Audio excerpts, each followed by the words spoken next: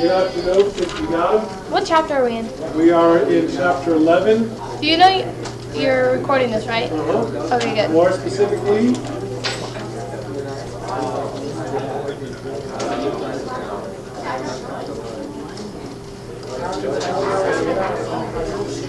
okay. Hey. Shh. Wow. Let's not. Hold on. Time out. I don't want to do this for the next half an hour. Do what? Okay? I have to tell you guys to be quiet every 30 seconds. This is a time now you just stop talking. Okay? Then raise your hand and I'll get you in a second. Okay? But just stop talking for the next 25 minutes. 25 minutes. Okay? Yes, sir. Will you get our quizzes back then? I will give you your quizzes back if you remind me when we get to the homework thing. Okay? Okay, so today we're going to talk about proportions and how they relate to area.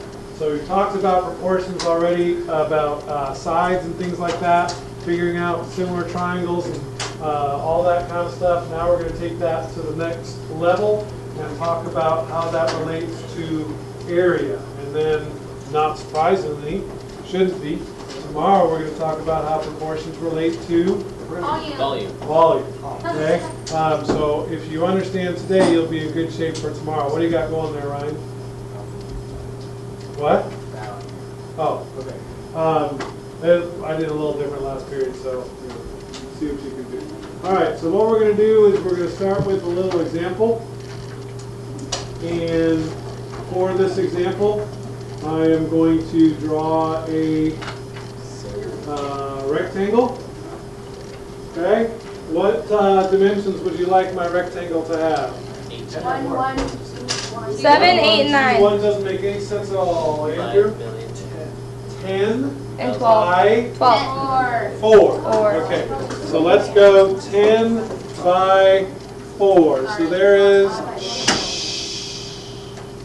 4, and then 1, 2, 3, 4, 5, 6, 7, 8, 9, 10.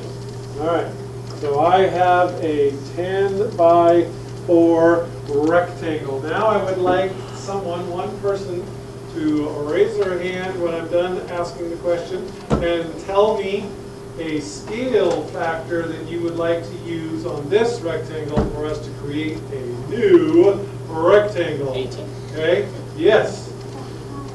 What? 2. Okay, so she says let's go with a 7. scale, too late. 7. Scale factor of 2. Plus 5. So if I take and multiply the sides of this triangle by 2, what will the dimensions of my new rectangle be? 8 by 20. So let's draw an 8 by 20. 1, 2, 3, 4, 5, 6, 7, 8. 1, 2, 3, 4, 5, 6, 7, 8, 9, 10, 11, 12, 13, 14, 15, 16, 17, 18, 19, 20. Just fit. Just fit. So now I have an 8 by 20. Okay? So what we're trying to do now, and we talked about this a couple times already, is figure out if the scale factor of the sides is 2, what is the scale factor of the areas? 4. Why? Because 2 squared is 4 and area is squared, and we've talked about it before, and he was paying attention, so he understands and remembers. The area of this rectangle is what? 40, because 4 times 10 is 40, and the area of this rectangle is what? 160, because 8 times 20 is 160, and what Brandon is saying is 160 is 4 times 40, because to find that, he took 2 and squared it, okay? And through the use of amazing technology, you should be able to see why that's the case. What I'm going to do is I'm going to make some duplicates of my original rectangle. If the area is really 4 times as big, how many of the little rectangles should fit in the big one? 4, okay? And so I'm going to slide this guy over here and tuck him right there. And then we'll take, take this one right there and put it in right next to you. And then the same thing here. And sure enough, you can see that there will be 4 of them all together. And more importantly, the reason why that is because since I doubled the length of the sides, how many rectangles fit in this way? 2. And how many rectangles fit this way? 2. And 2 times 2 is 4. So when I double the sides, I can fit 4 times as many triangles on the inside. Okay? So if instead of doubling the sides, let's pick a different scale factor. 82. 82 is way too big for me to fit. Let's go with 3. That sounds good. If I triple the lengths, now it's going to be 12 by 30. So 1, 2, 3, 4, 5, 6, 7, 8, 9, 10, 11, 12. And then 2, 4, 6, 8, 10, 12, 14, 16, 18, 20, 22, 24, 26, 28, and 30. Okay? So now, since this has a dimension of 12 by 30, what will the area be compared to the original one since I tripled it? It will be 9 times as much, because if I go with a scale factor for the sides of 3, the area is going to be 3 squared, or 9. And again, hopefully you can see that, because how many of these rectangles will fit along this edge? 3 in here. How many will fit along the bottom? 6. It was a wild 3 guess. along the bottom. And so if I have 3 there and 3 there, I will have a total of 9. Okay, because 3 times 3 is 9. So I'd give 9 rectangles in there. Okay? All right, let's play this with another toy, a little bit fancier. So now That was. well, I'm going to keep going with it. So hopefully it'll start to stick in there somewhere. Let's take now and make a triangle with a base of, oh, I don't know, 1, 2, 3, 4, 5, 6. Okay, and a height of 3. Not right now. Okay, so this triangle has a height of, ooh, that was weird, 3, and a base of 1, 2, 3, 4, 5, 6. Okay, what is its area? Half of it. Yes, because 3 times 6 is 18, right? And half of 18 is 9. Whoa. So I could do that. So I could create this little triangle right here if I wanted to, and then measure that area. Oops, I must not have exactly hit the corners there, but close enough to 9, right? Okay, and then now I can play the same game as we did with the rectangles on the other thing. What scale factor do you want to use? Oh, I don't know. 7, 2. 2. How about if I do something different instead of a whole number? How about let's go in between 2 and 3. Let's go a scale factor of 1.5. And in order to do that and figure out how this works, I'm going to think about 1.5 as a fraction. So I'm going to think of 1.5 Travers as being 3 halves instead of 1.5. Okay? So what is 6 times 3 halves? What's 6 times 1.5? 3. Oh, wait. Half of 6 is 3, right? But then I also have the 1 from the original, so it's going to be 9. So I'm going to take and make a segment here that's 1, 2, 3, 5, 6, 7, 8, 9 long. Okay? Then my height was 3. Right, so 3 times 1.5 is going to be 4.5. So I'm going to go, let's see, 1, 2, 3, 4.5. And I've got to be careful here. Put that right there. It's not gonna matter. Okay, so here's my new triangle. So now, how will this area compare to the original one? Half. It's half? No. 3/4. Where'd you get 3/4? It was a wild guess. It just looked like Okay. it. What? 9/4. Okay. He's smart. I'm hoping. Okay, yes, he's correct. 9/4. Why? Janae? because now I have to square both of them. So in this last one here, it was twice as big. It was twice as big, so I squared the 2 and got 4, right? And then this was 3 times as big, so I squared the 3 and got 9. Well, the same is true even if you have a fraction.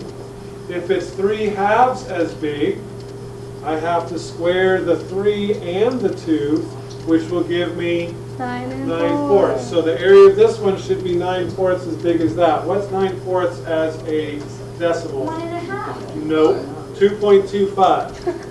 Okay? So if I take and go this area divided by this area, and I should have been more careful so it come out to be exact, but you can see that Brandon is right. And the ratio of the areas comes out to be about 2.25. Okay? Yes? Where's the microphone at? In the laptop. That's why when Carly Chiron was in this morning watching some geometry stuff because she was gone, she heard Stacy nonstop. Nice. So she sits there at my desk and makes comments and on that thing more than anybody else. Okay, so here's what we are trying to discover. And we'll do a couple of examples because I get the sense that some of you are still a little befuddled. But this is called the proportional It feels so important. areas Thank you. Thank you.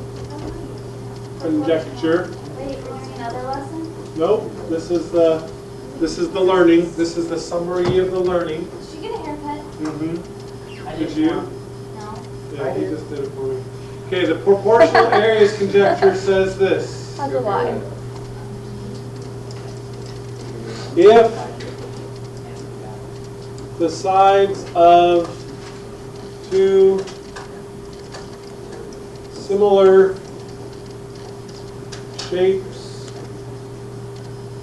have a ratio of m to n, and so I'm using m and n just because those are variables. So in our first example, what was m when we chose a scale factor of 2? M was 2 and n was 1. So we had a scale of 2 to 1. When we changed it and did a scale factor of 3, then this would be 3 to 1. And then when we did the triangles, this was 3 and this was 2. Okay, so this is the fraction that gives you that ratio.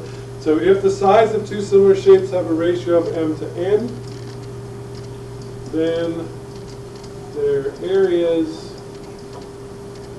have a ratio of m squared to n squared. Okay? That's all we got. That's all it's about. Can I go to the bathroom now? Okay, so here's the types of problems that you should be able to do now. So let's say that I have these two rectangles, and let's say that they are similar to each other. What is the ratio of their sides? 3 to 5. Okay, the sides obviously have a ratio of 3 to 5. Okay? What is the ratio then of their areas? X's are equal. No x's. What is the ratio of their areas? 18 over question mark. Nope. What, Janine? 9 over 25. 9 over 25. Where did he get that? Square it. Square them, right. So if you know the ratio of the sides and you want to know the ratio of the areas, you just square each number. So 3 squared is 9, 5 squared is 25.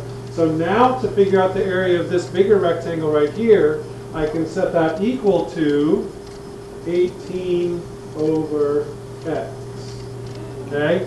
So I have to use the ratio of the sides to figure out the ratio of the areas, and then use the ratio of the areas to figure out what I am missing.